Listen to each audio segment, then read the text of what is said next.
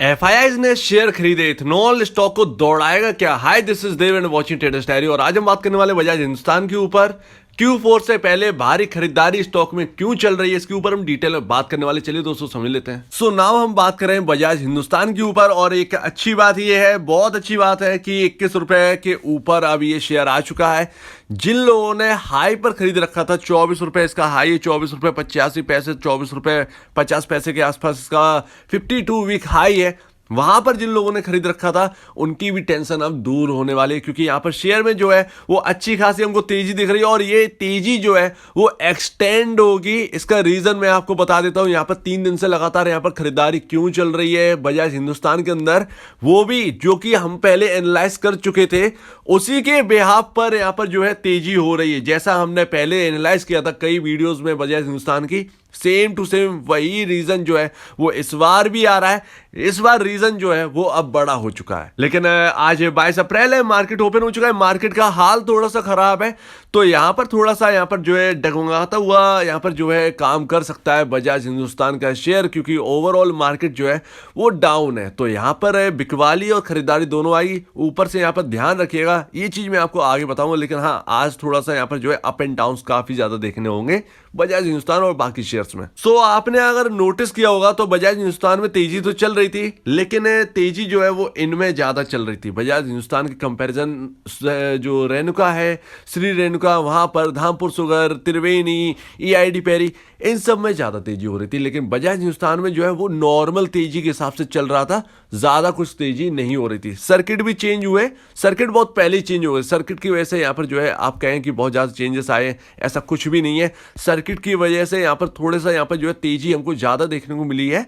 लेकिन हाँ, रीजन कुछ और है। तो श्री रेणुका का तो जो रीजन था वो मैं बता चुका हूं, जो कि अदानी यहाँ पर जो है बोली लगाने की बात आ रही कि अदानी खरीद लेंगे श्री रेणुका शुगर्स की कंपनी को पूरी, और उस वजह से यहाँ पर जो है स्टॉक में तेजी थी। मेरे ख्याल से श्री रेणुका को ही खरीदने वाले, या राणा शुगर मेरे ख्याल से उसका नाम नहीं है, श्री रेणुका के ऊपर ही बात चल रही थी। तो ये 60 रुपए के आसपास चला गया था शेयर, 55 पर है। तो ये तो नॉर्मल काम कर रहा है। बजाज हिंदुस्तान में जो है वो तेजी क्यों हो रही है, इसको समझते हैं। तो तेजी की असली वजह बजाज हिंदुस्तान के अंदर है यहाँ पर एफआईआईज की बाइंग। एफआईआईज ने अपनी स्टेक बढ़ाई है। अब आप सोचिए, हम जो एनालाइज करते थे कि यहाँ पर जो है कुछ आगे चलकर चेंजेस हों, क्योंकि एफआईआईज जो है वो यहाँ पर शेयर खरीदते जा रहे हैं, अपनी स्टेक बढ़ाते जा रहे हैं।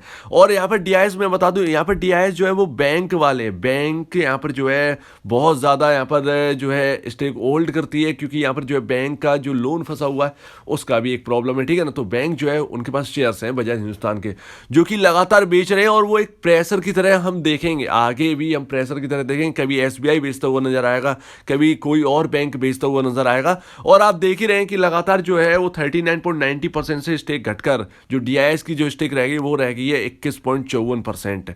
और एफआईआईज ने यहाँ पर जो है स्टेक बढ़ाई है 0.14 से बढ़ाकर 1.20% कर दिया है। जी हाँ, यहाँ पर एफआईआईज ने स्टेक जो है वो बहुत तेजी से बढ़ाई है। और अच्छी बात यह है कि क्वार्टरली जो अभी हमने देखा कि Q3 के कंपैरिजन में Q4 को अगर हम देखें, Q3 से Q4 को कंपेयर करेंगे तो 0.94% Q3 में थी, जो कि बढ़कर अब 1.20% की स्टेक हो गई है एफआईआईज की। तो ये एक बिग रीजन है यहाँ पर तेजी का। और ये मोमेंटम जो है वो थमेगा नहीं, ये बढ़ेगा। यहाँ पर जो है आपको जो तेजी जो है वो एक्सटेंड होती हुई नजर आई। बस मार्केट यहाँ पर जो है वो डाउन ना हो, यहाँ पर बजाज हिंदुस्तान के शेयर में जो है वो तेजी बढ़कर आ सकती है। हो सकता है कि 25 रुपए की लेवल भी अभी आपको दिख जाए। लेकिन हाँ, टेक्निकल थोड़ा सा यहाँ पर जो है कुछ और ही कह रहा है। टेक्निकल के ऊपर हम बात करेंगे बाद में। लेकिन यहाँ पर जो है एक अच्छी बात बस यही है कि एफआईआईज जो है उन्होंने स्टेक बढ़ाई, यानी एफआईआईज कुछ ना कुछ तो इस कंपनी में देख रहे हैं। जो खराब रिजल्ट का सामना कंपनी कर रही है, जिसका हम जो है वो एनालाइज करते हैं लगातार, यहां पर कहीं ना कहीं एफआईआईज कहीं ना कहीं ये सोच ही रहे होंगे कि अभी जो है कंडीशन सही होने वाली है इस कंपनी की। और ऐसा ही हम सोच रहे हैं कि एफआईआईज यहां पर जो है बढ़ा रहे हैं स्टेक। तो इसका मतलब ये है कि कंपनी में कुछ ना कुछ तो होने वाला है, क्योंकि प्रमोटर ने भी जो है वो स्टेक बढ़ा दी थी। 15.43 से बढ़कर यहाँ पर 24.95% हो गई थी। तो ये है। और रिटेल इन्वेस्टर की मैं आपको बता दूं, रिटेल इन्वेस्टर 44.52% से बढ़कर अब 52.31% पर पहुंच गया है। और लगातार खरीदारी का जो यहाँ पर जो है डिलीवरी क्वांटिटी देखी जा रहा 58.90%, कल के दिन हुई थी। 10% का सर्किट लगा था स्टॉक के अंदर, उससे एक दिन पहले 74% की, क्योंकि यहाँ पर मैंने आपको बताया था एक सबसे इंपॉर्टेंट जो आपका रेजिस्टेंस जोन था, जब आपका निकलेगा और उसके ऊपर जाएगा ये स्टॉक, देन यहां पर आपको बाइंग जरूर मिलेगी। सेम टू सेम वही होता हुआ नजर आया। 74% की उस दिन डिलीवरी हुई। जैसे ही एक जो हमने कट देखा, जो कटते हुए देखा, जो हमने ब्रेक होते हुए देखा, वो रेजिस्टेंस का लेवल, उसके बाद खरीदारी और फिर खरीदारी, और आज के दिन भी खरीदारी का माहौल ही रहने वाला है। और अभी बजाज हिंदुस्तान का जो यहाँ पर मार्केट कैप है, मैं आपको बता दूं Q4 के रिजल्ट की अभी डेट जो है वो अनाउंस नहीं हुई है। ध्यान रखिएगा कि अभी भी डेट निकल के आ सकती है। मई के मिड तक यहाँ पर जो है रिजल्ट आपके सामने आ सकते हैं। तो यहाँ पर मार्केट कैप जो है वो 2000 से बढ़कर 2622 करोड़ पर पहुंच गया है कंपनी का मार्केट कैप। लेकिन अभी भी ये नेट सेल से अभी भी कम है, ध्यान रखिएगा इस बात का। और मैं तो हमेशा आपसे बोला हूं कि ये कंपनी जो है वो बुक वैल्यू से नीचे काम कर रही है, लेकिन यहाँ पर जो खराब रिजल्ट के चलते हम न्यूट्रल होके चल रहे थे। लेकिन अब जो प्राइस जो है वो एफआईआई की स्टेक के बाद जो है वो न्यूट्रल से निकल के यहाँ पर जो है फ्लाई करने लगा है। सो नाउ अभी आपके सामने चार्ट है, देखिए अब इस स्टॉक के अंदर 18 रुपए 20 पैसे का इंपॉर्टेंट लेवल है। ध्यान रखिएगा 18 रुपए 20 पैसे, माफ कीजिएगा ये तो बहुत पुराना जो है हम देख रहे थे। यहाँ पर जो लेवल है ये तो कंसोलिडेशन का मोड है।